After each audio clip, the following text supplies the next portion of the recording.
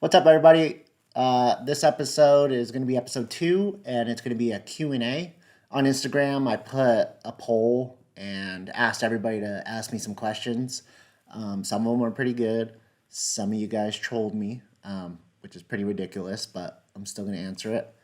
So we're going to get into that. I'm going to answer all the questions, and they're all my opinions.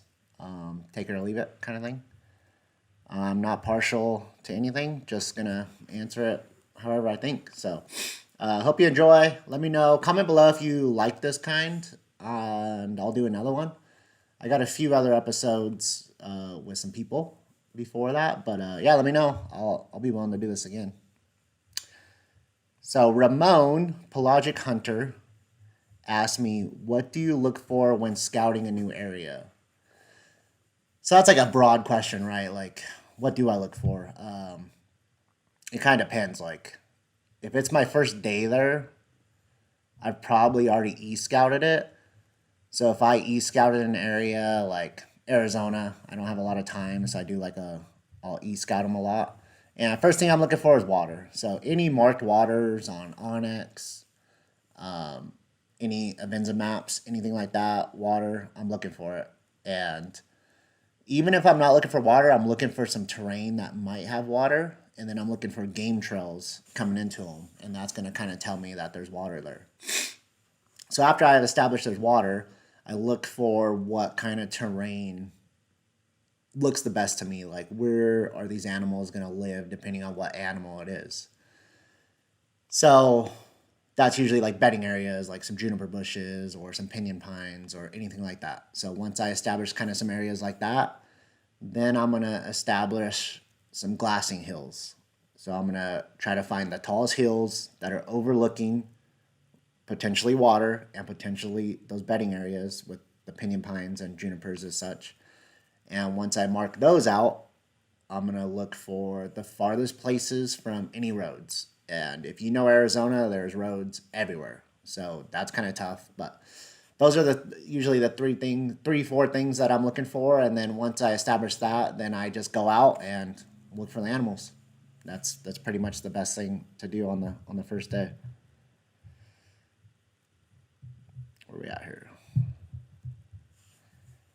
Brad asked me, what got you into hunting? So I worked on movies till like 2014 was my last like big film I did, and I said, forget this, right? But when I was working on movies, I started a stunt company with a friend of mine, former friend of mine, and we would go film movies together, right? I don't know why I told you that, but whatever. So we would go film movies together and such, and he was a big bird hunter, and he's like, you want to go bird hunting? And I go, no. He's like, come on, let's go bird hunting. I'm like, no, I don't want to do that. Like, doesn't sound fun to me. So finally, he talked me into it. We went dove hunting, and I mean, I think it was fun. Like, I feel like I thought it was fun because I went like quite a bit. So it was fun just getting out with the boys, shooting some doves and stuff. But eventually, I started to advance from that and just meeting new people. So I developed that. So yeah, he's the one that got me into hunting. I did a little bit of hunting when I was a kid, like not really hunting. Like, we'd be bored one weekend. My dad like, let's go find some birds, and then I just don't think we ever found any birds. So I didn't grow up with it. I'll tell you that. So yeah, so my business partner got me in it. Next one. Haley says dream hunts, no budget limit. And let me tell you, there's a lot of those. So if there's no budget limit, that means like it could be an expensive one to start off with. So I'd go straight to Africa. But I'm not going to kill a lot of animals in Africa. It's just not my thing. Like, it's cool that people do that. But there's a couple animals that I would like in Africa, like off the top of my head, like a kudu, a warthog, and such. A couple things I won't kill, like I don't want a zebra. I won't shoot an elephant. I won't shoot a giraffe and that such. Like, it's just not my thing. But if you guys do it, cool, good on you. But just yeah, it's not my thing. So then let's say dream hunts, she says. So A lesser option, a cheaper option, I think would be New Zealand red stag. So that's probably my like most expensive, most logical one to do. And the first one I'm gonna do is Hawaii axis deer. So that's on my list. Like my buddy's like, let's go to Texas. And I go, no, like, because I want to go to Hawaii. Because the worst thing that's going to happen is like, say you don't see a deer or something, then you just go sit on the beach. So that's my first one you're going to see me on is Hawaii axis deer. When? I don't know, but one day. Tanner says, any beginner deer hunting scouting tips, basic gear. It's tough. That's a broad question. So basic gear, you need binoculars and a weapon. Don't let anybody sell you on anything else. If it's your first year, maybe money's tight. I know Tanner makes good money, so I know it's not tight for him, but maybe you just want to get out there and see before you spend all kinds of money. So binoculars and a weapon. That's all you really need. There's old timers out there killing them in blue jeans, a t-shirt, and flip-flops. Scouting tips, get high in glass. So if you're out there in the field scouting, climb the biggest mountain you can and look around. If you don't see them, glass up the next biggest mountain, walk over to that one, climb it, and glass. Do it first thing in the morning, in the evenings. You could do it sometimes during the day, but I suggest getting way higher to glass midday. And always look in the shade. They're not going to be sitting out in the sun. Although some Arizona deer just sit out in the sun for some reason. I think it's trippy. It's nice for us, but... Jeff decided to troll me, okay? So this guy says, do I like white or brown rice? I don't even know how he comes up with this. Like, first off, I don't like any rice. Like, I've tried to cook it. I don't know how to cook it. I don't have a rice cooker. I gave up. Do I eat rice? Occasionally. But if I had to pick one, I'm just going to go a little cultured and say brown rice. I don't even know what the difference is, to be honest. But brown rice, that's my answer. High temp California hunting strategies. Depends what high temp is, right? Like maybe like 3 years ago when we went out, it was 115. We were sitting in the shade and we were still dying. My buddies were getting heat stroke. So it's like that high temp kind of stuff. So high temp stuff, couple opinions I have is wake up way before the sun is and hiking in the dark. I mean, that's good no matter what. So we like to get to our glassing points before sun up anyways. But do that. I like to hunt in the evenings a little better in the summer because at least you have the wind. And that's usually easier for stalking also. Another thing too is I'm going to put it into my camping gear that is a cot. And it's not to sleep on. I don't like sleeping on cots. I like sleeping I sleep in the back of my truck. I just got a new camper shell. So I like to sleep in there. But a cot will be good for the midday snoozes back at camp. If you end up back at camp, at least you're like these people that climb in tents, man. I did it last year. Like I would try to nap in a tent and golly, was it like so miserable. I had my tent, the door open, and I put my easy up over the tent to stay another layer out of the sun, and it was still hot. Like it's tough. So bring lots of water, way too much. Like I bring freaking a couple gallons with me when I'm hunting. Another thing too is summer, we'll haul water in to where we're ever going to camp just in case. So instead of killing ourselves hauling the water every day, we'll haul it in there and then just fill up while we're in there. And then pick up your trash. What's been your favorite hunting camp meal? That's from Eric. So I feel like Eric's like trying to tell me something because he is like my chef cook, like camp chef.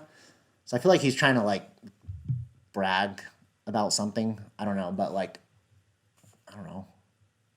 We're always eating ribeyes every night for some reason because that's how we roll. But I think one time he cooked on like a campfire with a metal grate, some ribeyes, and I think that's pretty good. But honestly, Eric, I don't remember. Like, you need to have a better impression because who knows? Eric's trolling me again. What makes you a professional athlete? So, professional would be, I don't know. It's all opinionated, right? So I used to always say like professional athlete because a lot of people would say hunters aren't athletes. And I'm like, you guys are out of your mind. Hunters are for sure athletes. All of them? No. So that's where you come into the classification novice, amateur, intermediate, professional, expert, whatever. I was on a streak where I harvested like 11 big game animals, most of them by myself, in I think it was 4 years. So I was walking around like I'm a professional athlete. And now I'm on a 2-year dry streak, so I can't really say that anymore. Eric again says, "You're gonna finally make it happen with a deer this year. You've been slacking." Fool, I haven't been slacking, dude. I let you stalk the only buck we really seen that was worth it, and you blew it. So don't say I've been slacking. I sit there was watching you stalk this buck, and you just blew him out at 100 yards, walking across the open. So don't say I've been slacking, but I did miss a buck. Not last year, year before. I shot about a half an inch over his spine. Thought he was 40. He was 30. And I blame it on COVID because I had COVID. That's when the day before I was like, found out I had COVID, and I was like, well, I'm going hunting because COVID didn't affect me. But I blame it on that. I was pretty tired after that hike though. So, I mean, it did affect me a little bit. Foster Farms, my buddy Robbie, which I'm trying to get him on the podcast. What is your next big hunt stunt? Some of those, two different questions, I'm assuming. So my next big hunt, I don't know. Like I'm just kind of all over the place this year. So I'm going for bears. I have a deer tag, over-the-counter archery deer tag also, Arizona deer tag. And then I think probably if I had to classify my biggest hunt this year is might go Idaho wolf hunting or pick up a mule deer tag out there. I don't know yet. So that, as far as my planned big hunt, I don't know, like probably, like I said, Hawaii axis deer would be the next big one.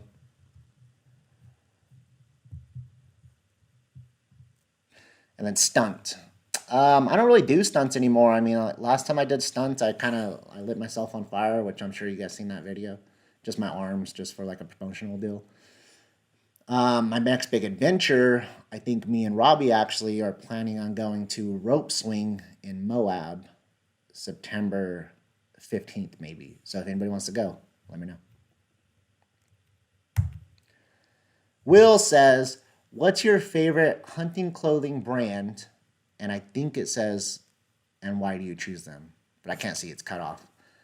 So if it was just like everyday apparel, I'm going to go with Muley Freak or Kiyu.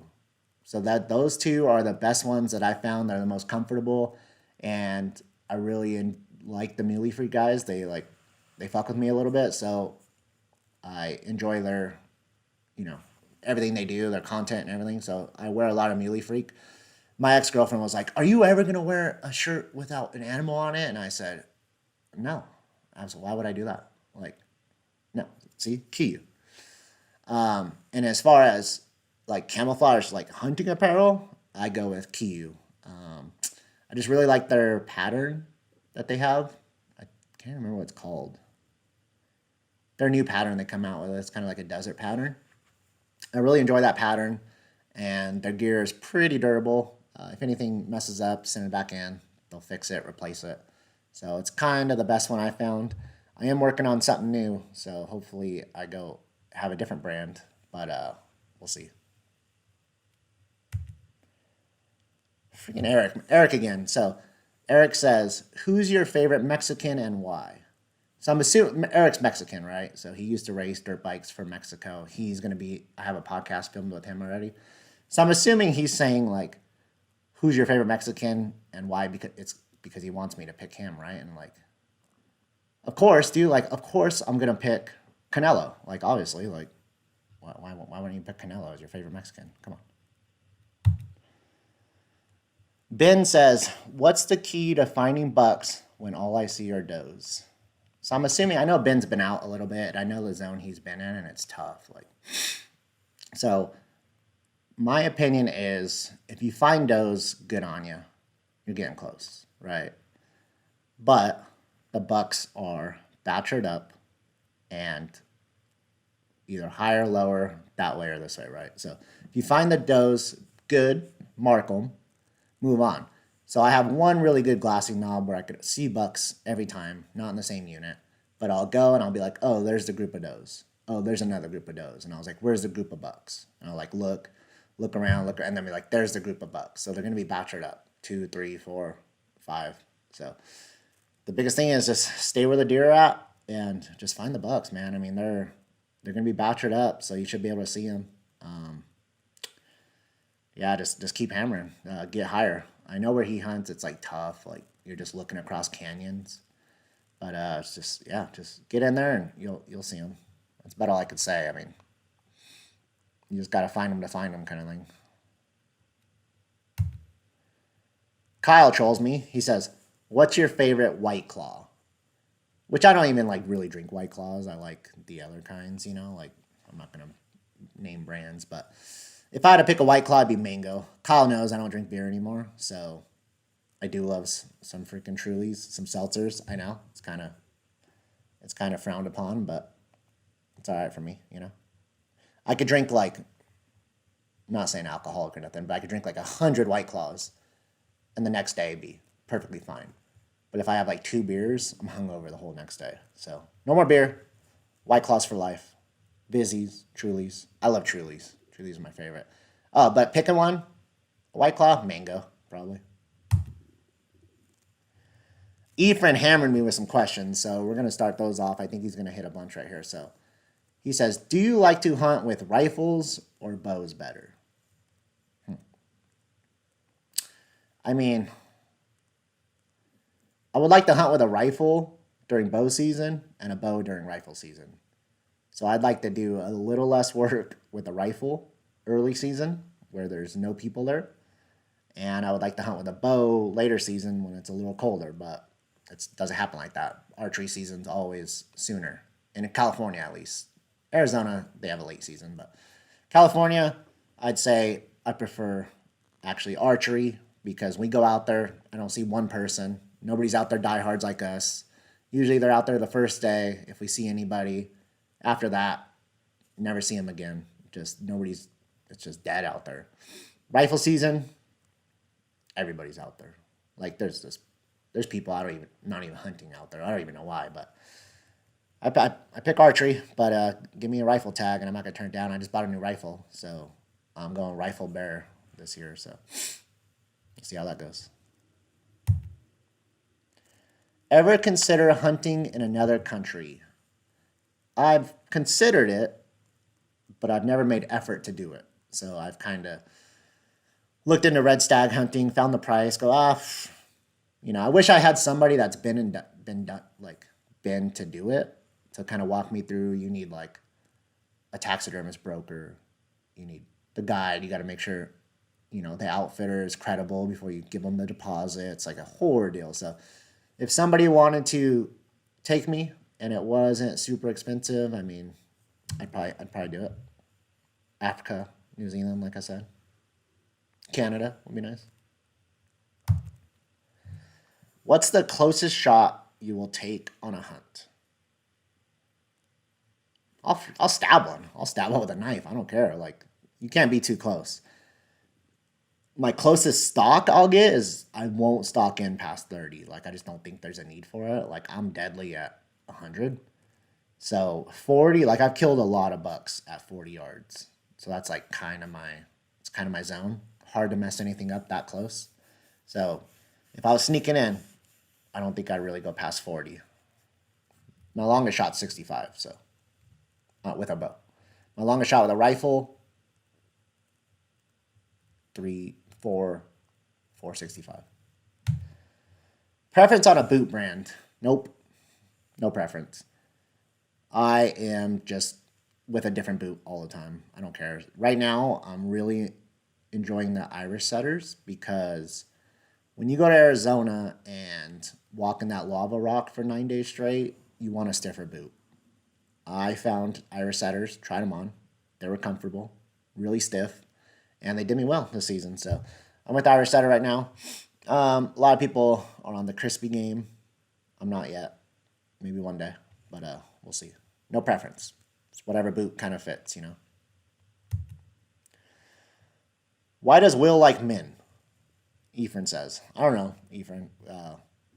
You're always with Will, so I don't know what that says, but Will's going to come at you for that question. What's the furthest shot you will take on a hunt? Well, that kind of depends, right? So archery season, if there's no wind, that buck doesn't know I'm there. He's just standing there feeding, and he's big bodied. I'd probably do 80 yards easy, depending on obviously some other stuff's factored into that, but I'd say 80 yards. Rifle, I just got a long range rifle, so we're gonna see. I gotta go learn it. If I don't, whatever I learn, if I'm learning 1,000 yards, I'm pretty good. I'd probably say 750, 800 yards with that 300 Winchester Magnum I just got.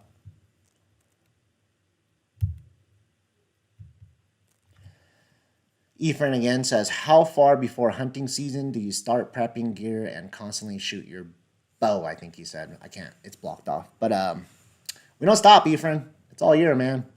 We're shooting 3D competitions, always prepping gear, always just thinking about what we're going to need, like realizing what we're short. Usually always have our backpacks, scouting, shed hunting. I always carry the same backpack, so I'm just always dialed. Yeah, we're prepping all year. We're always shooting our bows.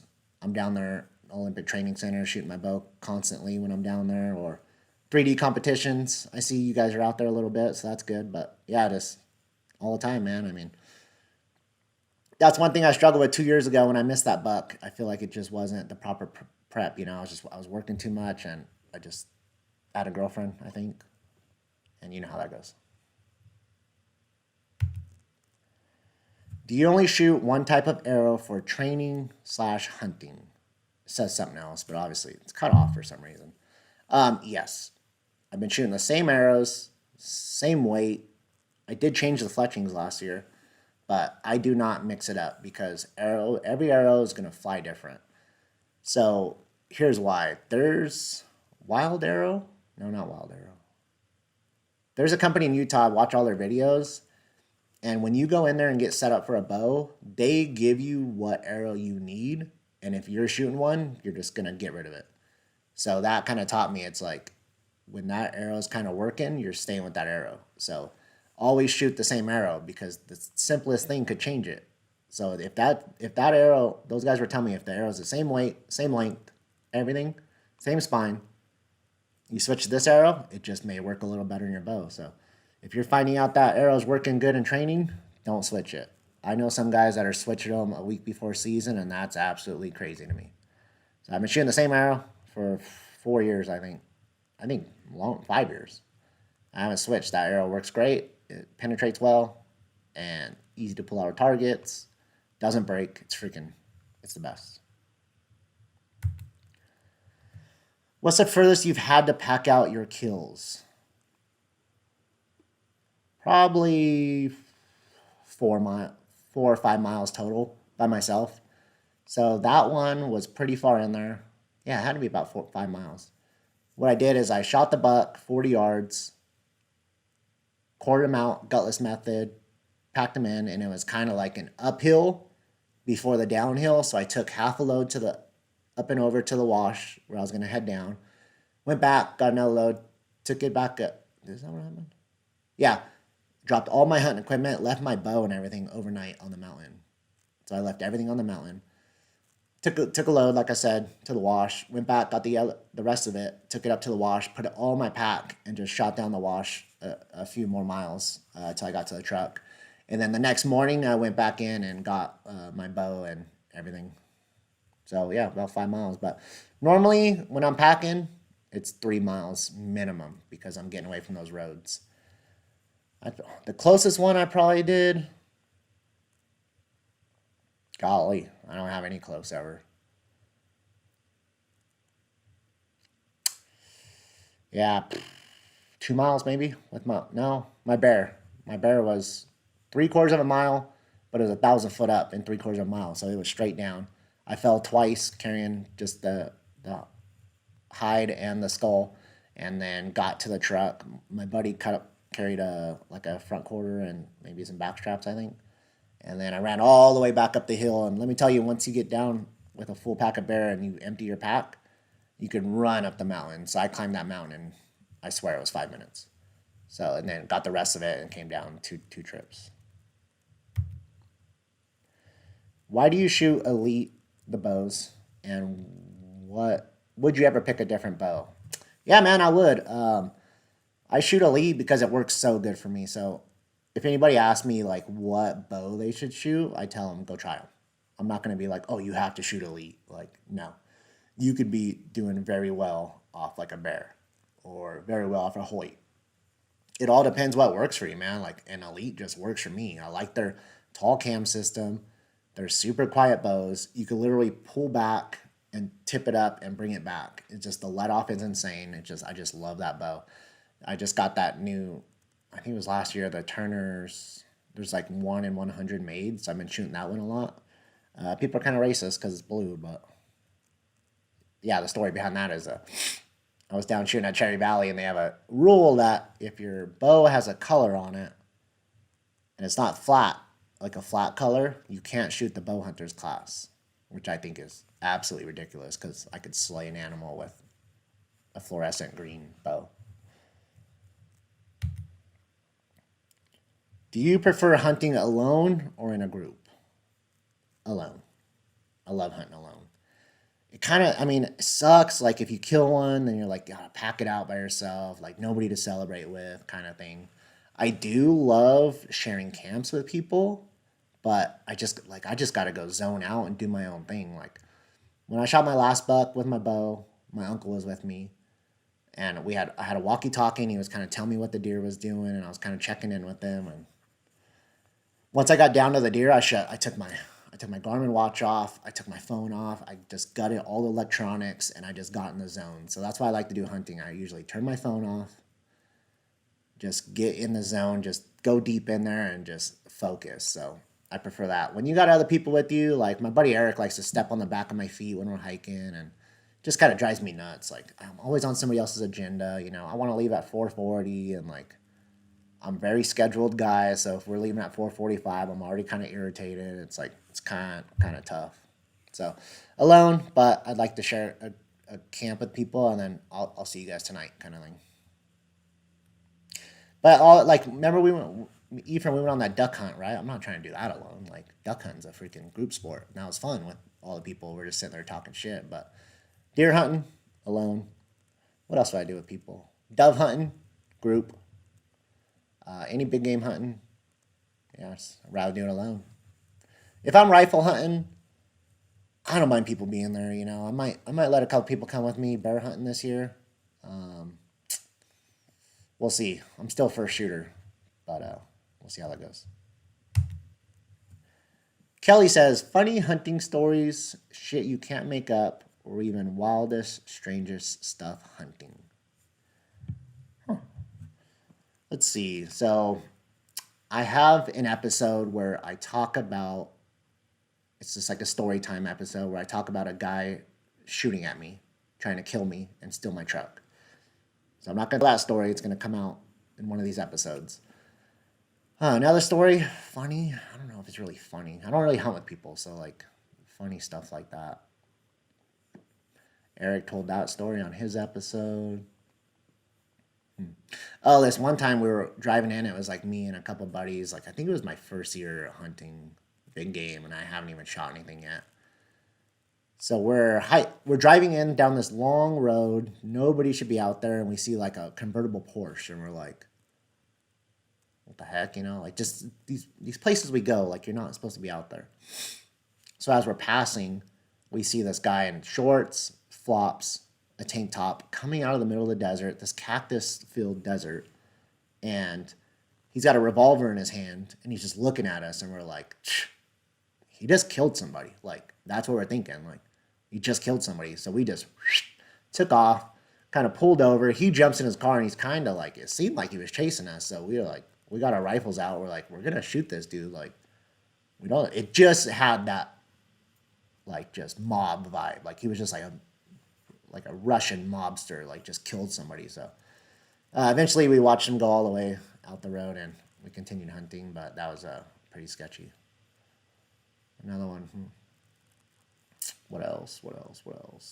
Oh, we seen the Starlink satellites one time, kind of tripped me out. So, oh, I got another one for you too. So me and Eric just jump out of the truck at like one of our hunting spots, and he's like, look, and I'm like, what? And he's like, no, look. And I'm like, it's pitch dark. I'm like, looking. I'm like, what, dude? I don't see anything. Like, what? He's like, no, look in the sky. And I looked up and I could see the Starlink satellites going like the first kind of week they were out. We could just see the line of them and it was kind of trippy. See what else? What was my other one? Oh, this one time we were hiking in and it was my buddy in front, his wife, and then I think I was in the back. And all of a sudden we're just hiking in and we have it's at the light where you don't need a headlamp or your eye. It's so dark that your eyes could see. Like there's maybe a little moonlight. I can't recall. But we're like hiking in, and all of a sudden the ground just lights up, and I'm like, whoa! Like it just was like a camera flash, and I looked up, and I could see this meteor coming through the atmosphere, and it just like you could just see where it was like the layer of the atmosphere. I don't know. I'm not an astrologist, but you could just see this ring come out and then shrink back up. Like the meteor came through, and I'm like, whoa, what the heck? And then all of a sudden, it was a small bit later, and then you could see the meteor just glowing, just flying. And my buddy up front's like, he's like, turn your headlamps off. And we're like, dude, they're not on. Like, it's the meteor. It was so dark out there that this giant meteor, and then it ended up being in the news that it was like a big meteor that came in, but that was pretty trippy. What else? Anything else? I don't know. I think that's it for now. If I think of any, I'll jump back to this question.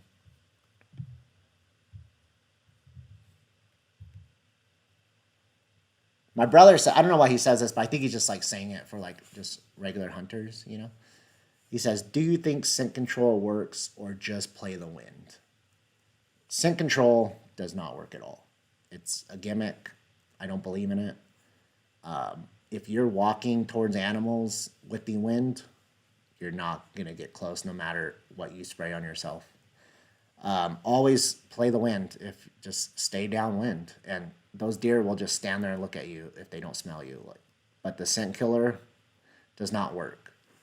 Like literally, I've seen videos of guys shaving every piece of hair off their body just so it doesn't hold scent, and it's like just play the wind. Like that's absolutely absurd. Like you could literally spill the speck of freaking barbecue sauce or like hot sauce from your breakfast burrito on you, and the deer are smelling it. Stay upwind. It's no choice about it. All right, I think that's it. Yeah, what time are we looking at here? 32 minutes, not bad. I appreciate everybody sending in the questions. Hopefully I answered them okay. I'm just gonna scroll back through them all and just kind of make sure I didn't miss anything. Got that one. What got you into hunting? Dream hunts. Beginner deer. Let's see if I can go back to Tanner's, because like the beginner deer hunting, right? Find somebody that hunts that's willing to take you out. That just make sure they like know what they're doing. You could go with these weekend warriors all the time that are just going out there just to be out there and drink beer or whatever, and like that's cool. Like I support that, but if you really want to learn, go find somebody that hunts and start studying, man. YouTube is a great training tool for anything. The first year I dove into it, I missed a buck. I was shooting like Remington core lock bullets out of my Bushmaster 30-06, and I just shot three shots at this buck, and it was so bad. So I went down a rabbit hole. I studied ballistic coefficients, minutes of angle, all that stuff. I went and picked up a bow because I was like, oh, I could hunt a month earlier with a bow. I just dove down deep. I watched every single video I could. Just study, man. And get some tags. Try to buy a tag. Even if you don't know what you're doing, just have a tag and go out there. The only thing you need to learn before you go is gutless method skinning, because if you put one down, you need to respect that animal to make sure you take all the meat. So learn how to skin and study. Just study a lot. High temp, Eric. Yeah, I got a couple hunts coming up. I'm hoping to go 2 bears this year, one in Cali, one in Arizona. I got some spots. I'm hoping to get a couple deer this year, a couple with a bow, a couple with a rifle. I think the max I'd probably get this year is The max I could get is 4 with the tags I'm going to get. 2 in Cali, 1 in AZ, and 1 in Idaho, but that's going to be far-fetched. I'm pretty busy, so we'll see about that. I'm going back to the finding the bucks thing. Like, I feel bad you're not finding bucks, man, but like, move. So when I shot my buck last year, this is for Ben. When I shot my buck last year, my goal that year was like, if I don't see him, move. If I don't see him, move. And that's what we did. So I didn't see him moved. I didn't see him moved. Just kept moving. It was too hot there. Moved. Went a little higher country. Moved. Went literally looked on this map and go, there's no roads there. Let's see if we can get to the spot where the road ends and we'll hike in. Did that. Boom. Climbed the highest mountain I could. Bam. Glassed him up. Stalked in there. Got him.